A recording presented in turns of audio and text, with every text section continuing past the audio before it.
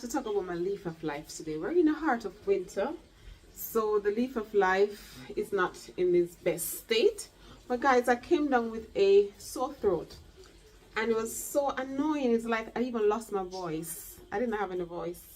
And then I remember I have my leaf of life, and I'm thinking, why am I here suffering with throat issues? And I have all these leaf of life. Guys, I'm going to take it down and show you shortly.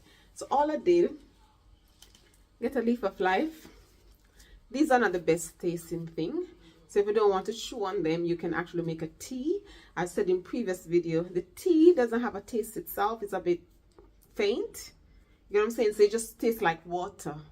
So if you don't like to chew on these things, you can actually just boil it as a tea and just chew on it. Guys, this is natural medicine.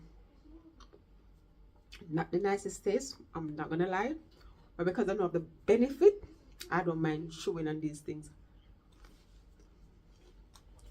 That's all I did. I just chew on it. Guys, in the heart of winter, there's so many viruses going around. There's so many things in the air. There are so many respiratory issues at the moment. Guys, leaf of life. I did so many videos on this in the past, but you know, sometimes I have things and I forget. And I thought about how it helped with, like, if you're asthmatic or having a time that respiratory issues, to draw for your leaf of life. But here I was suffering for like a couple of days with a sore throat, voice going and everything in and out. My voice will be okay in the morning, lose it in the day, come back and just in and out. And then I remember I have this thing. This is called leaf of life, guys. It's a miracle plant. It's good for so many things. And guys, if you're following the journey, you know I have loads in my garden. And when my boys were younger, I used to just put honey on the leaves and they would have it because it's not the nicest tasting thing. But when I put honey on it, they don't mind having it. So most of what we do is to make tea with it. And guys, we're in mid-February, in the heart of winter, and it's still alive. I'm going to turn it around and show you my beautiful lifesaver miracle plant. Really a miracle. My throat is so much better. I turn it around. So yes, guys, it's a closer look.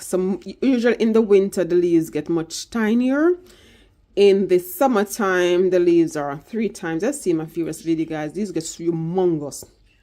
You know, these are antibacterial, antifungal, guys. And if you have a insect bite or a stinger, you can just crush the leaves and rub it on it, and it will help as well. Also had as a pain relief. And if you have high blood pressure, guys, this should be your friend. They're so easy to grow.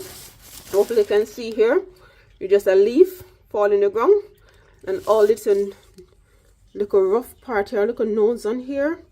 That's where, anywhere it's like a node area on the leaf, that's where the new leaves will come from. So easy to grow, guys. It's not complicated. I just let them fall in the soil and get loads of new babies. That's it, guys. This is just one leaf and there's babies everywhere. So they just fall in the soil like that, and then the babies come. So it's so easy to grow. You just get a leaf, and from one leaf you can get more than 20 plants. And what I do after they get a little bit bigger, I just pot them up into individual pots. I gave away so many last year, sold some as well. I always have these on my Etsy stores because, guys, these are proper medicinal plants that all of us should have, especially for us who live in the cold climate, because when winter kicks in, there's so many flu and cold that goes around, and this is natural medicine to help us, guys. So that's all. Which I just keep them indoor in winter because it doesn't like frost, it doesn't like the cold. You can see the soil is dry. I try not to overwater it in winter either, even though these plants love water. In the winter time, you have to be careful not to overwater it because you don't want to lose it. Let me show you this plant as well. And this one that I pot up, one of the leaves fell in the pot, and that's it, guys. You can see new one coming from the leaf that fell in the pot. They're so easy to propagate, guys. You just get a leaf, put it in the soil. I demonstrate one to you guys in case you don't fully understand. I take this leaf, I just pick up this leaf, I just move a little bit of the dirt just to get it. You don't have to cover it and leave it on top like these are, but just in case any of my son come and messing around, it will stay put. And then within 4 days, you're gonna see little babies coming up like here, just by doing that. So that's one leaf will produce plenty and plenty plants for me. So in spring, I just separate. You can see like the stem of here, you can see loads. So usually in the active growing season, I then have to subdivide out some of these because it's too much for the container.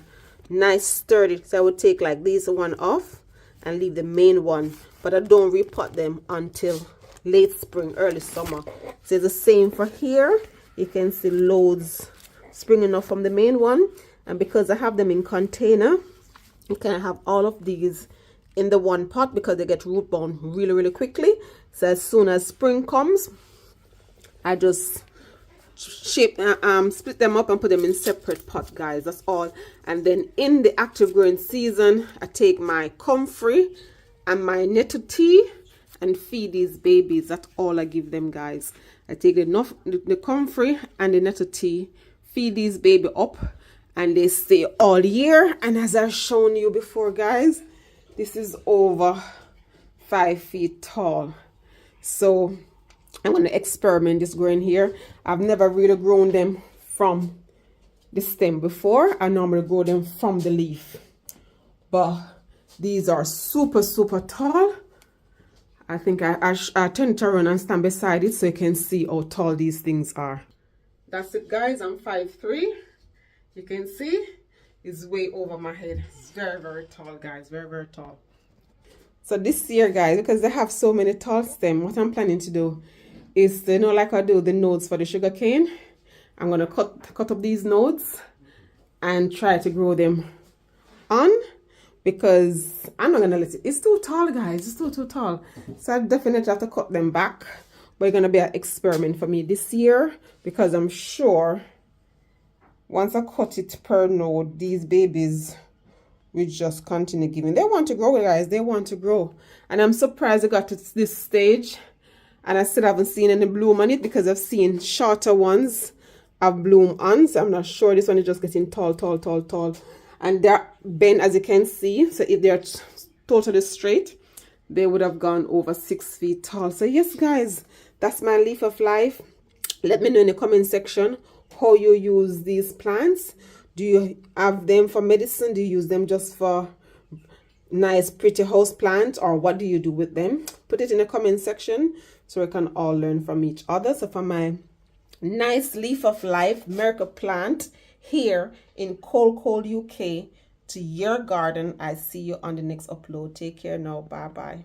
Like, share, subscribe, and click the notification bell.